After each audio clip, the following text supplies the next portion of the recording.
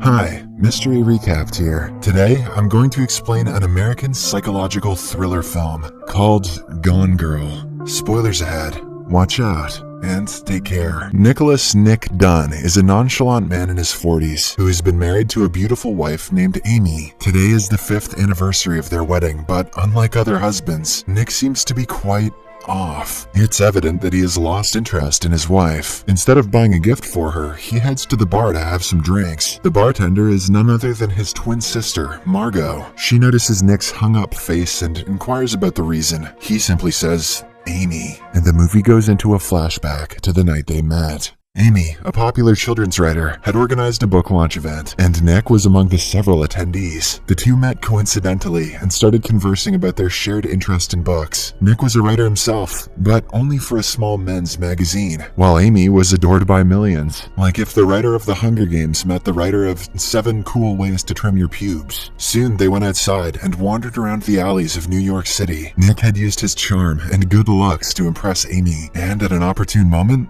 he kissed her. They capped off their night by making passionate love. In the present, as Nick continues explaining his story, he suddenly gets a call from his neighbor, saying that his cat is outside. Nick hurries home and retrieves the cat. Strangely, the front door is open. Nick calls out for Amy, but she does not respond. So he searches around the house until he comes across a shattered glass table. This surprises Nick, so he immediately calls for help. Shortly after, Detective Rhonda arrives at the scene with her assistant and quickly gets to work. She scans through the house and finds a few droplets of blood in unusual places. Then she observes Amy's room and comes across her books. Realizing that she is a famous writer, Detective Rhonda starts treating her disappearance as a high-profile case. Later, all of them arrive at the police station, and Nick is asked to go through a few tests. Once he's done, Detective Rhonda assures him that they will find Amy. Her credit cards are being tracked. A forensics team is already on the crime scene to check for clues. And, most importantly, a press conference will be held tomorrow to appeal for help. Strangely, Nick finds all of this funny, and he even compares it to the show Law and Order. This is the first red flag for Detective Rhonda, so she starts asking him questions. However, Nick can't answer many of them, like he doesn't know Amy's blood type, her favorite food, or even her nickname. All Nick knows is that Amy had no friends, and she spent most of her time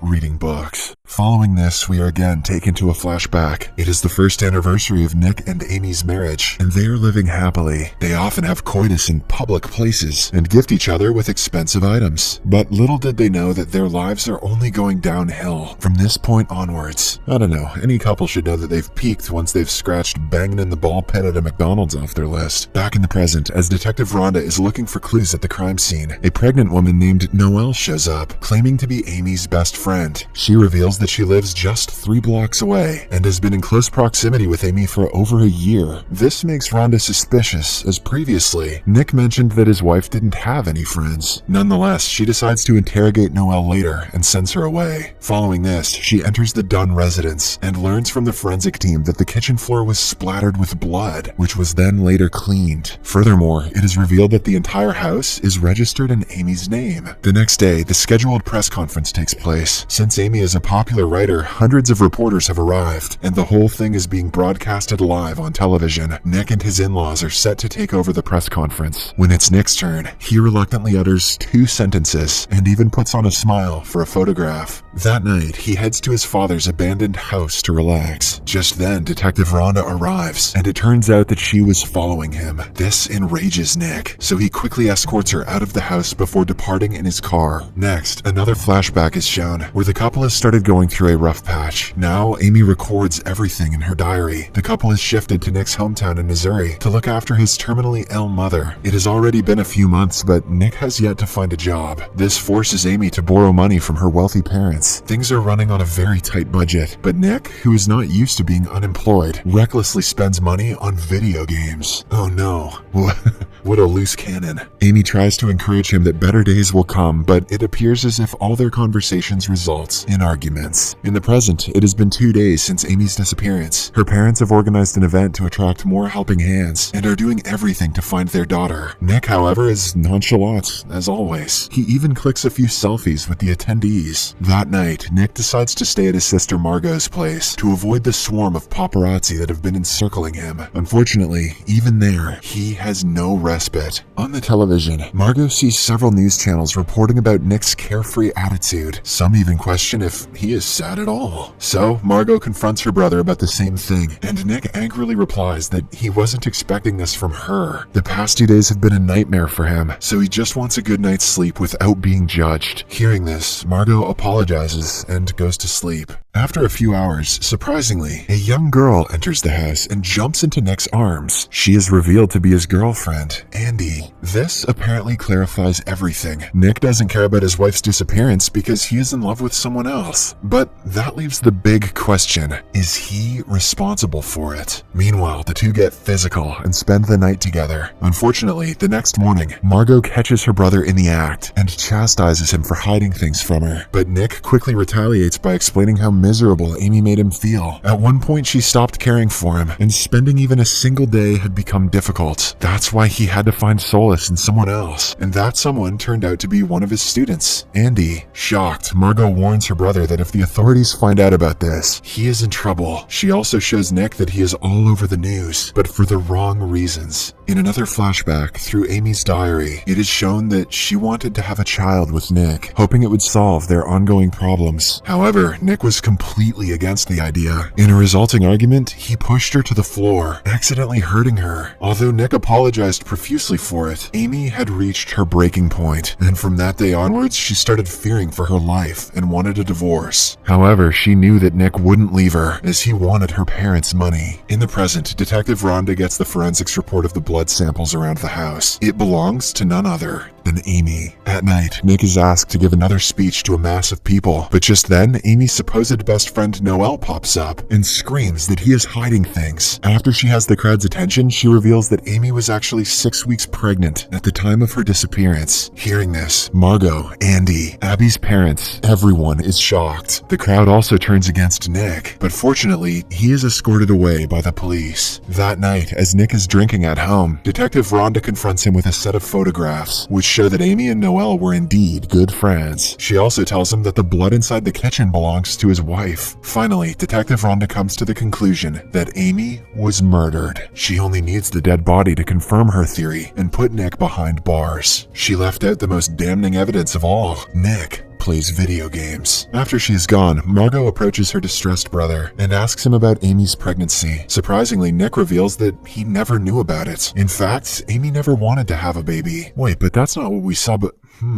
At the same time, Detective Rhonda reaches Nick's father's house to look for clues. She does not find a body, but she finds Amy's half-burnt diary in the furnace. Following this, we are taken to the day of the disappearance. In a shocking turn of events, it is revealed that Amy herself is the perpetrator of the entire incident. Everything that is pointing towards her husband's arrest was meticulously planned by her. In Amy's eyes, Nick took her soul by lying to her, cheating on her, and taking away her pride and money. We are then shown how she staged the whole thing. At first, she secretly befriended the dumbest neighbor in the area and invited her home. Knowing that Noelle was pregnant, Amy cunningly stole her urine sample and took it to a local hospital to create fake medical records. She also filled Noelle's mind with lies about how Nick beats her up every night. As for the crime scene, Amy drew 2 bags of blood from her hand and splattered it across the kitchen floor. She then swept it carelessly so that the police could find traces of it. Finally, Amy wrote fake stories in her diary and left it for the cops. This means that Nick never assaulted her. In fact, she was the aggressive one. As Amy drives away in her car, she reveals that she started planning the night she saw Nick cheating on her. Elsewhere, Nick has also become sure that his wife is trying to frame him, but since he has no proof, he decides to visit Tanner, the smartest lawyer in the country. Tanner immediately showcases his quick thinking skills by advising Nick on a few things. If he wants to win the case, firstly, he has to make sure the country is on his side. For that, he has to defame Amy. Tanner says that the first step would be to find someone she screwed over in the past and get a testimony from them. Nick knows just the perfect guy. Before him, Amy was in a relationship with Desi Collings, a rich guy from New York. The two were a perfect match because of their high standards, but soon, Desi became possessive. This resulted in their breakup, and when Desi still didn't stop pursuing Amy, she had to file a restraining order against him. But to this day, he still writes letters to her. Nick uses the address from one of these letters and visits his mansion, but unfortunately, Desi doesn't want to speak badly about the love of his life. Despite everything that Amy has done to him, he still wants to defend her. On the other hand, Amy has completely changed her identity and is now living in a small neighborhood. She mostly minds her own business and tries to stay away from everyone around. However, one day, she accidentally drops her thick wad of money, which a few of her neighbors notice. That night, she is attacked by the same people who beat her up and take the money away. The only good thing is that they didn't realize she is the Gone Girl from the news. But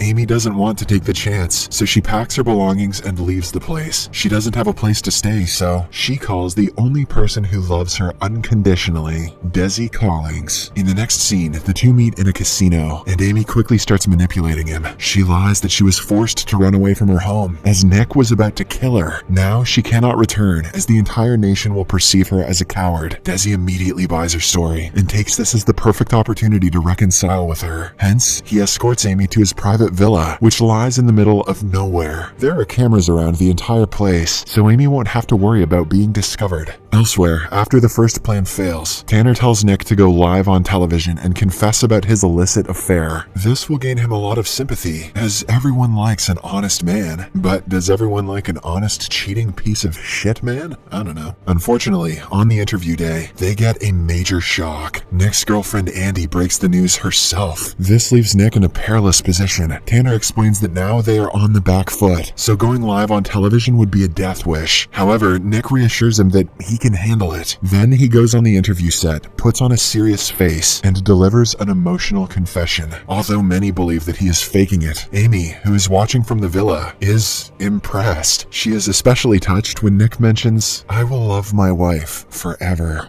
Now, 21 days after her disappearance, which has caused a nationwide uproar, Amy is thinking of returning back to her husband. However, there is one problem. Desi is really expecting her to be his wife. He has even left his personal life and isolated himself in the villa with her. Amy knows that if she tries to leave, he will become violent and do something drastic. Hence, she decides to kill two birds with one stone. At first, she goes inside the bathroom, the only place that there are no cameras. Then she leaves rope marks on her wrists to make it look like she had been tied up. For the second step, she scars her private organs and goes near one of the cameras to record herself screaming. Later, when Desi arrives home, she seduces him to make out with her. As he is distracted, Amy finishes him off brutally. That was legend. Wait for it.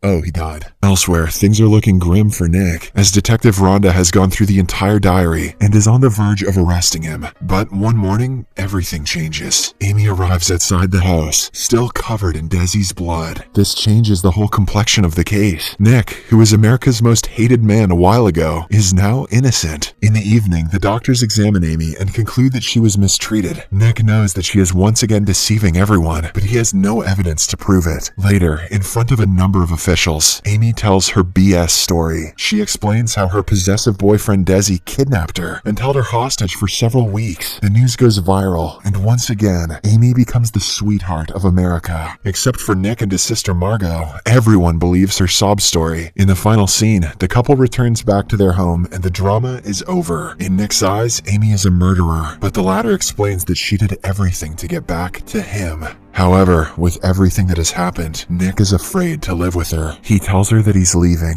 but Amy threatens to ruin his life if he even considers doing so. Hearing this, Nick realizes that he is trapped with this lunatic forever. The movie ends as he puts Amy to sleep and locks the door from outside, indicating that he doesn't feel safe in his house anymore.